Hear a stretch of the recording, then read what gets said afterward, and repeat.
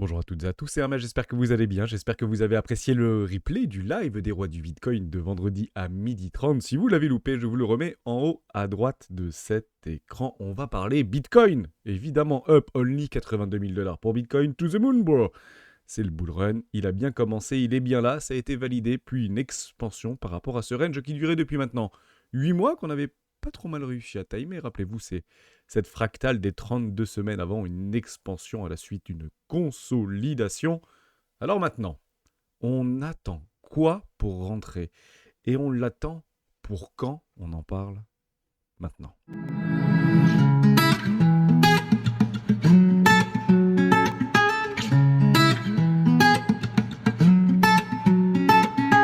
Juste avant de commencer, je vous invite toujours à rejoindre le Code des rois du marché. Vous trouverez le lien dans la description à l'intérieur, une documentation qui s'appelle la stratégie des 4 rois, toujours d'actualité, notamment sur nos crypto-actifs préférés. Vous la trouverez directement sur le Discord. Elle est en lien gratuitement. Je vous en parle également, je vous en avais parlé vendredi lors du live, toujours en mode promo du côté de notre partenaire BitGet. J'ai récolté 100 tickets pour les VIP 1 entre 2 semaines et 1 mois et profiter des frais réduits puisque on commence à s'actionner, on commence à s'activer et on aura très probablement des frais importants par rapport à nos différentes transactions, notamment d'arbitrage, même si on a encore un tout petit peu le temps. Et d'ailleurs, en parlant de temps, on fera des top crypto des membres tous les mercredis à partir de maintenant. Et je vous montrerai absolument tous mes arbitrages et tout ce que je fais par rapport à mes crypto-actifs préférés en fonds de portefeuille. Et je parlerai bien évidemment de vos propres crypto-pépites préférées. On reprend donc ce top crypto des membres de la communauté des rois. Ce sera une vidéo bonus tous les mercredis, alors que d'habitude, il n'y a pas de vidéo le mercredi. Bull Run, il y a.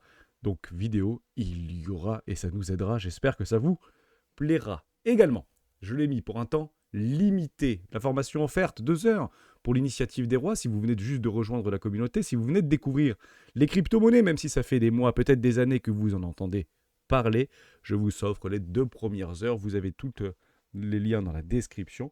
Votre prénom et une adresse mail et vous avez accès en immédiat.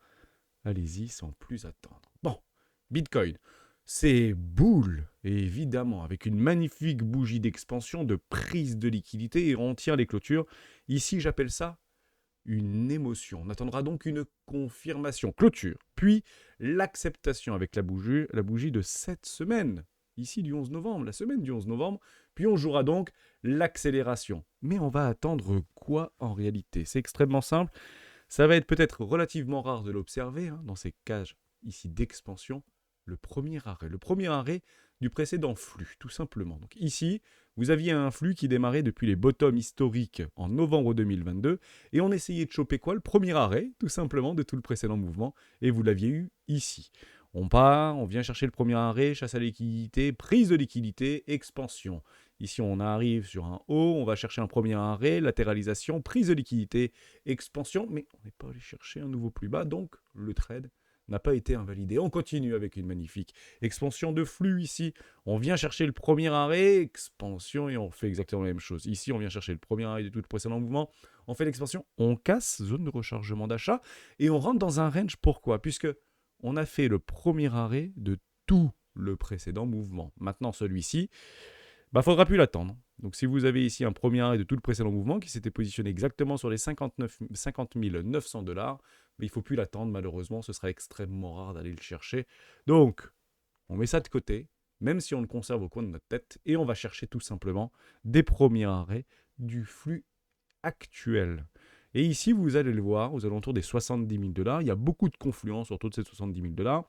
Ce sera donc ici une position de dip à acheter franchement, et on va le faire ensemble d'ailleurs, tous les dips, alors je ne le ferai pas forcément sur Bitcoin, je le ferai plutôt sur Ethereum, puisque je joue la surperformance de Bitcoin contre la surperformance d'Ethereum contre Bitcoin, et on fera exactement le même exercice avec une volatilité accrue, puisque moins liquide sur ces crypto-monnaies, mais vous pouvez le faire en fait sur n'importe quelle grosse capitalisation. Je préconise le top 10, et je reste sur les 2 plus gros généralement, donc Bitcoin et Ethereum. Et on va donc aller chercher ici tous les petits déséquilibres de marché, tous les fair value gap pour essayer de se positionner et à quel point il risque d'être rare. Puisque si on passe en up only, le prochain il est juste ici, il faut le savoir. Alors la bougie n'est pas encore clôturée ici, mais vous avez un magnifique fair value gap juste là.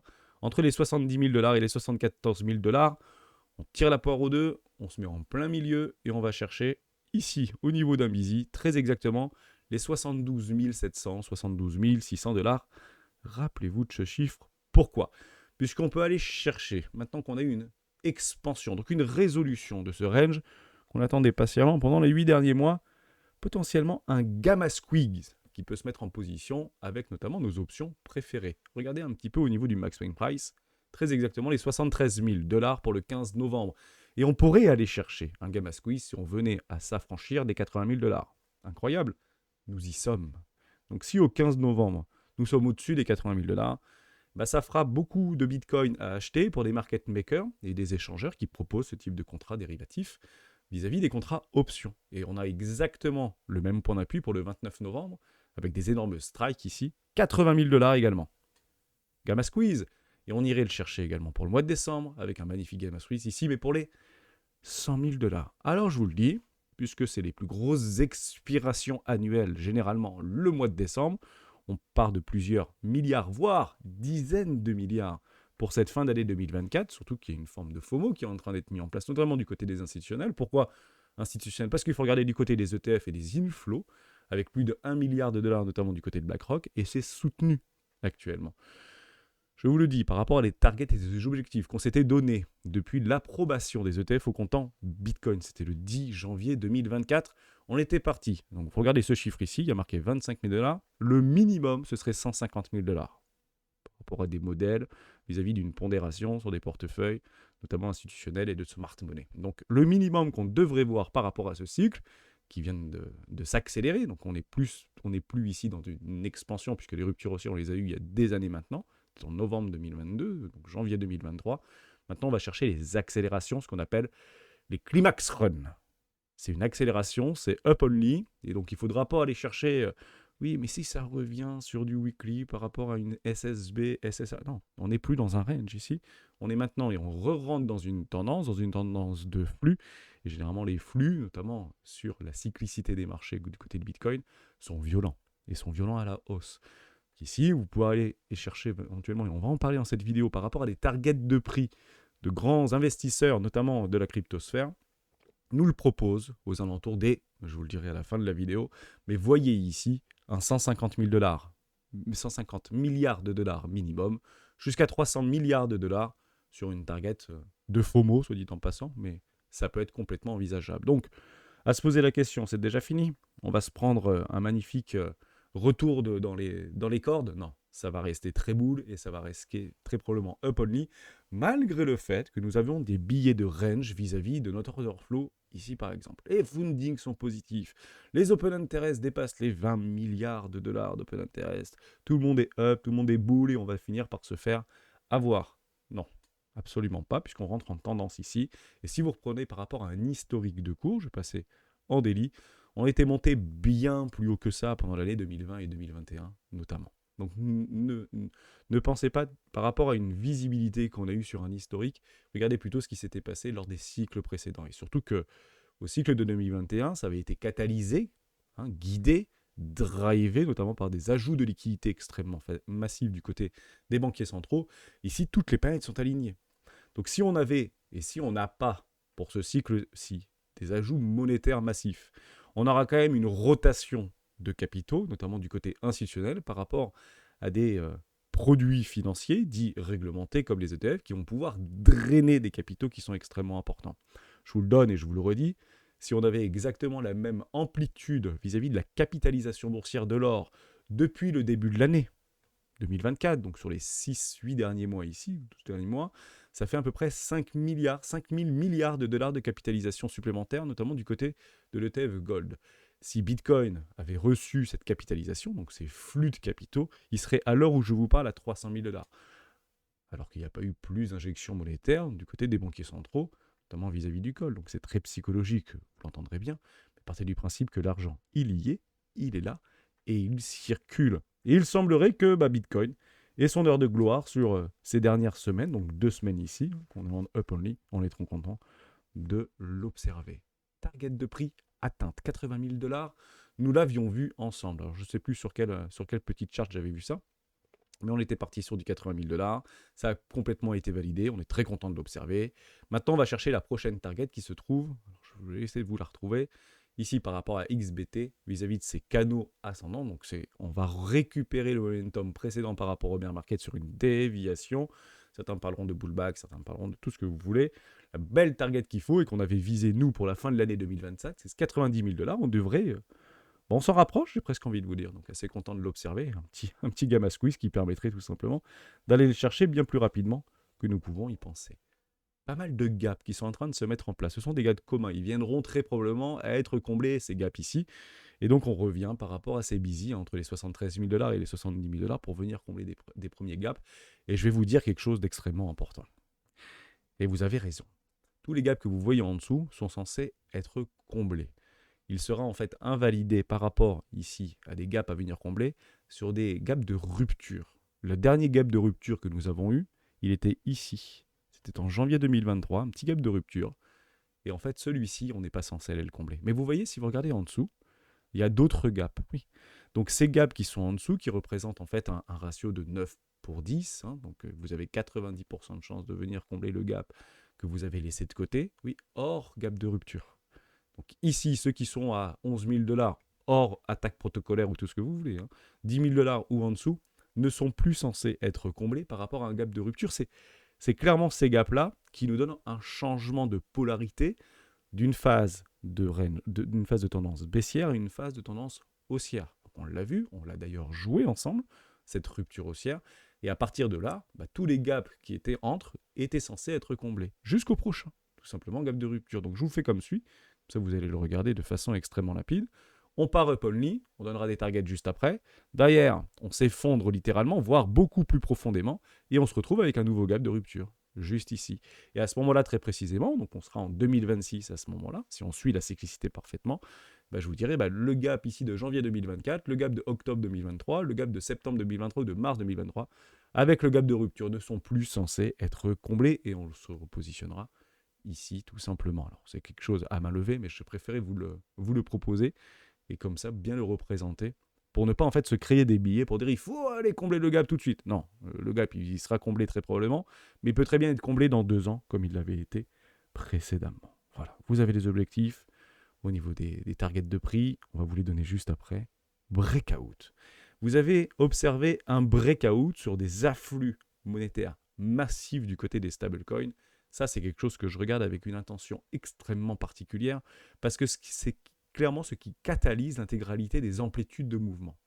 Ici, vous allez passer sur la capitalisation de l'ensemble des stablecoins. Donc ici, j'avais l'USDT, DAI, USDC, BUSD, même si BUSD, on peut l'enlever. Comme il ne me dérange pas dans la représentation de mon graphique, je l'ai laissé, mais BUSD ne représente plus rien puisqu'il a été abandonné par Binance. C'est 7 milliards de dollars d'afflux imprimés en 2 jours. 7 milliards de rentrées. D'où vient cet argent? C'est tout simplement une demande. Vous savez, ce sont des vases communicants. S'il y a des demandes en Tether, pour directement échanger de l'euro, du dollar ou toute autre devise, ou du bitcoin en Tether, bien évidemment, vous avez de l'impression monétaire qui s'y met. Et ce qu'on voit, c'est que le prix s'apprécie, donc on peut partir du principe que les vendeurs ne sortent pas massivement, mais rentrent massivement actuellement sur ce marché, notamment des cryptoactifs, et vous avez 7 milliards ici, ou 6 milliards à peu près de dollars de capitalisation supplémentaire du côté de Tether. C'est extrêmement positif. Et dans le même temps, vous avez une très forte dégradation par rapport à la représentation capitalistique de l'ensemble du marché du côté des stablecoins, avec un objectif cible qu'on s'était donné aux alentours des 5%. Donc, formidable, j'ai envie de dire. Donc, si on vient ici, c'est 90 000 $. J'ai presque envie de dire, tout se passe comme prévu. On fait quelques petites news, comme ça je ne les oublierai pas, et je vous donne ces fameuses targets de prix. Bon, la première chose, c'est ça. Bitcoin pourrait s'envoler à 300 000 $. Le pari surprenant du cofondateur de Tether, on vient juste d'en parler. Vous en avez un autre du côté de Vanek, avec un objectif cible à 300 000 $. Donc j'ai commencé à regarder un petit peu quel était le consensus des personnes qui étaient représentées sur le marché. Et si vous arrivez à trouver votre consensus pour dire la plupart des gens, la plupart des acteurs de ce marché parlent d'une target non plus des 100 000 $, parce que j'ai presque l'impression que les 100 000 $, ils sont déjà acquis, alors que nous n'y sommes pas. Et pourquoi pas, si on suit ces amplitudes-là et ces expansions, on devrait logiquement les dépasser. Et je trouve un consensus qui est en train de se dessiner aux alentours des 300 000 $. Donc, si vous entendez aussi 1 million de dollars, ça reste très ambitieux, mais 300 000 $ semble être la bonne target. Vous en avez d'autres qui datent d'avant, ici à 600 000 $. Et en fait, ce fameux analyste qui prédisait une explosion du marché, notamment du Bitcoin à 600 000 $, est revenu sur sa décision pour dire 300 000 $. Donc il semblerait que ce soit le consensus actuellement qui devrait être acté. Dès lors, si c'est le consensus à peu près cryptophile, à partir du principe qu'on s'y rapprochera très probablement. Au niveau de la communauté d'euros, on a eu un objectif à 230 000 $ sur des expansions de Fibonacci. Et on n'ira très probablement pas, malheureusement, chercher les 300 000 $. Mais ça ne veut pas dire que nos cryptoactifs préférés n'auront pas des amplitudes et des coefficients multiplicateurs de surperformance par rapport à Bitcoin. C'est en tout cas ce qu'on joue ici. L'ETF Bitcoin de BlackRock dépasse celui de l'or lancé en 2005 en termes d'inflow. Donc inflow en termes de capitalisation, c'est 34 milliards de dollars du côté du BTC par rapport à BlackRock, et on est un tout petit peu en dessous du côté du gold alors qu'il a été lancé en 2005. Au moins, ça mérite d'être extrêmement clair. Ce qu'on a fait en 20 ans, en réalité, BlackRock l'a fait en moins d'un an du côté de Bitcoin.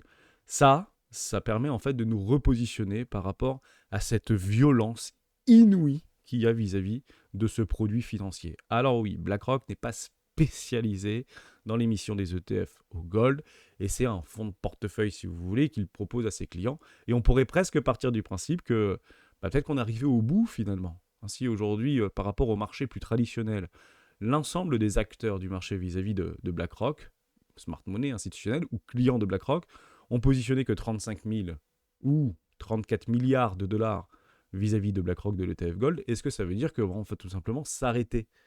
C'est pas complètement impossible et pas complètement dénué de sens.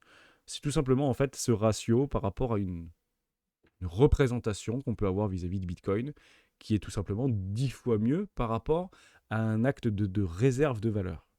Je pars du principe que si c'est 10 fois mieux, peut-être qu'il y aura 10 fois plus de flux.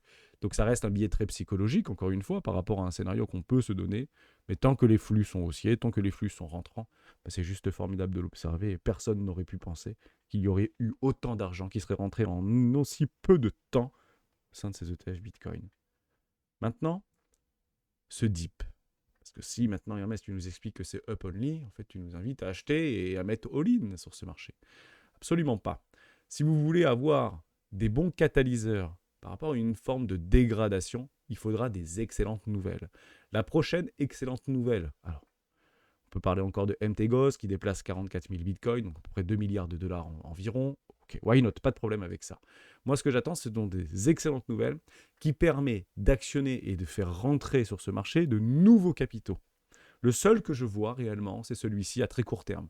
C'est la SEC à approuver, on en avait déjà parlé, par rapport à l'ETF Bitcoin Spot de BlackRock EBIT vis-à-vis des contrats options. Ok, ça, je pense que c'est une excellente nouvelle qui va permettre à des institutionnels de pouvoir se couvrir en premier temps, mais également utiliser des effets de levier vis-à-vis de l'ETF au comptant Bitcoin. Il semblerait qu'il pourrait arriver d'ici janvier 2025. Donc, partez du principe que lorsqu'on aura digéré cette rumeur pour avoir la news, donc la possibilité de pouvoir spéculer sur ces contre-options, elle sera donc très probablement vendue. Et c'est ce qui nous donnera un dip. Et les dips dans les bull runs, je le remets ensemble, ils sont extrêmement violents. Ce sont des énormes dips. Vous le regardez ici. Par exemple, un dip d'intercycle par rapport au flux, c'est moins 30%. Alors oui, ce sera très probablement racheté très rapidement si on reste dans la cyclicité. Partir du principe que ce sont ces types de news qui doivent en fait être catalysés alors que la majorité va plutôt l'englober comme quelque chose de formidable. Donc le marché va le pricer en décalant le prix, ici plutôt par le haut, avant de tout dégueuler pour nous donner un dip juste parfait. C'est à ce moment-là qu'on pourra entrer si on joue des swings sur des hot time frames. Je parle ici 4 heures, daily, voire weekly, donc hebdomadaire si vous voulez jouer ces swings-là. Ce sont les swings préférés que j'adore jouer. Je vous finis cette vidéo par quelque chose qu'on avait déjà abordé, et beaucoup, notamment avec les académiciens, sur un super trade. J'attendais la confirmation. J'ai eu donc cette confirmation du côté de Atom. Voilà. Donc, est-ce que ça veut dire quelque chose? Est-ce que ça... On pourrait aussi parler de Dogecoin qui est en train de littéralement exploser. Moi, je vous avais parlé de celui-là par rapport à un asset qui est aujourd'hui violenté, j'ai presque envie de dire humilié, alors qu'il a clairement toute sa place dans l'écosystème des crypto-monnaies. Atom Cosmos, je vous laisserai prendre le temps, si vous ne le connaissez pas, de venir le découvrir. Ok. Impulsion confirmation avec une magnifique émotion. On attend donc ici l'acceptation. Il fallait clôturer au-dessus des 5,20 $. Formidable. Ok, on a donc ici très exactement piégé un hebtop, ici en hebdomadaire. Et on l'a ravalé en une bougie. À quel point c'est violent, à quel point c'est puissant pour venir clôturer sur un magnifique W actuellement. Mais je dis bien actuellement. En hebdomadaire, voire en 14 périodes, si on vient à clôturer cette fin de semaine. Plutôt beau à observer. Un magnifique W, donc double bottom. Et honnêtement, si on arrive à tenir la clôture pour la fin de la semaine, on aura donc ici en bi-hebdomadaire, donc ici en 2 semaines, un W confirmé et une acceptation du côté de nos W weekly. Et c'est clairement ce qu'on va rechercher ici. Alors, je vous parle de Atom parce que je le regarde depuis longtemps et je suis exposé sur cet asset-là. À mes risques et périls, puisque ce n'est pas forcément la meilleure asset aujourd'hui qui nous propose les meilleurs rendements vis-à-vis du momentum. D'autres crypto-monnaies sont bien plus véloces, comme Solana par exemple, ou encore Dogecoin, ou pas mal de nos cryptos que nous avons dans les portefeuilles, mais ça reste un très bon play. Et c'est clairement ce type de structure que nous attendons. Dès lors, on va travailler sur nos cryptos actifs tous les mercredis, sur ce type de visibilité, sur ce type en fait d'action de marché, pour se rapprocher le plus possible des bottoms. Et lorsque je vous dis de se rapprocher le plus possible des bottoms, ça fait un peu peur parce que en réalité, Hermès, tu nous demandes d'acheter un truc qui a déjà fait 47%, 50%. Oui, mais on serait même tenté à acheter des trucs, si on prend sur Bitcoin, des machins par rapport au cycle précédent, par rapport au flux précédent, qui ont pris 300%. Donc je préfère acheter un truc qui a fait plus 46% par rapport à une invalidation d'un plan bear, par rapport à des structures et les structures les plus bullish et de piéger des M-top sur une time frame visée par rapport à un magnifique double bottom en W dans la time frame supérieure, plutôt que d'acheter du Bitcoin debout sur la table, parce qu'il a fait 300%, et vous comprenez que l'amplitude ou le coefficient multiplicateur cyclique sera beaucoup moins important que sur ces autres types d'assets. On a parlé aussi, et je l'ai vu passer, c'est vrai que on peut le révéler, c'est clairement ça au niveau de Ada Cardano. Donc je ne sais pas si je vais le retrouver, mais je l'ai vu pumper celui-ci, et ça a été beaucoup partagé, beaucoup étaient contents, et vous n'avez pas trop relayé l'information parce qu'au fond, peut-être qu'on s'est complètement désacralisé et décentré de cette crypto, mais bravo à Ada Cardano qui va chercher un magnifique short squeeze ici avec plus de 100% d'augmentation en l'espace de quelques jours. Pas mal de nos cryptos actifs nous donnent des invalidations bear ici, on attendra donc des clôtures, et c'était un très bon exemple pour attendre des clôtures au-dessus de structure. Là, vous avez des magnifiques W et comprenez-le comme ça. Vous êtes dans une zone éco. Alors, je ne parle pas d'anneau pour dire que c'est l'avenir, etc. Il a toute sa place dans l'écosystème crypto aujourd'hui, Ada Cardano, avec une communauté extrêmement représentée, très forte, une communauté très disciplinée, très engagée. Voilà, je voulais trouver le bon mot, c'est une communauté Cardano très engagée. Renseignez-vous de ce côté-là. Mais attendez vos validations. Voilà, c'est ça qu'on va attendre. Ici, en fait, vous avez des investisseurs holders qui hold dans leurs pertes. La plupart du temps, c'est qu'on ira chercher des clôtures ici au-dessus avec des émotions et des acceptations pour en fait couvrir le risque. Ça veut dire qu'on prendra les fameux 110% par exemple si vous avez acheté sur des petites structures en W hebdomadaire. Mais les professionnels se positionnent toujours ici sur des confirmations. Pourquoi les professionnels et la smart money, les grosses whales se positionnent toujours après les confirmations? Parce qu'en fait, il est complètement inutile de devoir bloquer du capital pendant des années dans un rendement négatif. Vous comprenez que si vous achetez là, oui, vous achetez des flux, mais en réalité, c'est beaucoup trop tard. Vous attendez donc des continuations et des accélérations avec des stops serrés, puisque si vous avez des retournements et des invalidations, comme ce qu'on a vu ici, par exemple, si on casse sur Bitcoin les 71 000 $, vous comprenez bien qu'on a une première invalidation. Et si on vient chercher un CB sur un fair value gap baissier ici et qu'on repousse, malheureusement, on fera des réintégrations et ce serait terrible pour Bitcoin et les crypto-monnaies. Mais pour l'instant, on ne le voit pas, donc on ne peut malheureusement pas le jouer, mais on aura très probablement l'occasion d'en reparler. C'est ici que les professionnels se placeront. Pourquoi? Parce qu'en fait, la capture de la liquidité se fait sur un minimum de temps. Voilà. Donc je vous ai donné ici le quoi, ce qu'on attend, et je vous ai dit ici, j'attends le quand, notamment du côté de Bitcoin. Et en parlant de crypto-monnaie, si vous souhaitez découvrir mon top 10 que j'ai réalisé il y a 2 ans, quasiment jour pour jour, top 10 de mes meilleures crypto-monnaies à tenir dans les 10 prochaines années, je l'ai réalisé il y a 2 ans en arrière. Je vous invite juste par curiosité d'aller le voir, et je vous avais même listé à l'intérieur mes vidéos que d'autres analystes qui avaient fait une recherche fondamentale extrêmement forte sur ces cryptos-là. Et ça vous permet tout simplement de vous replonger 2 ans en arrière et de regarder tout simplement ce qui a changé. Et est-ce que le choix de ce top 10 des crypto-monnaies à tenir pendant 10 ans a été plutôt bon? Je vous laisserai le découvrir, vous l'avez en face de vous. Et on se retrouve demain pour une prochaine vidéo de droit de Bitcoin. Ciao.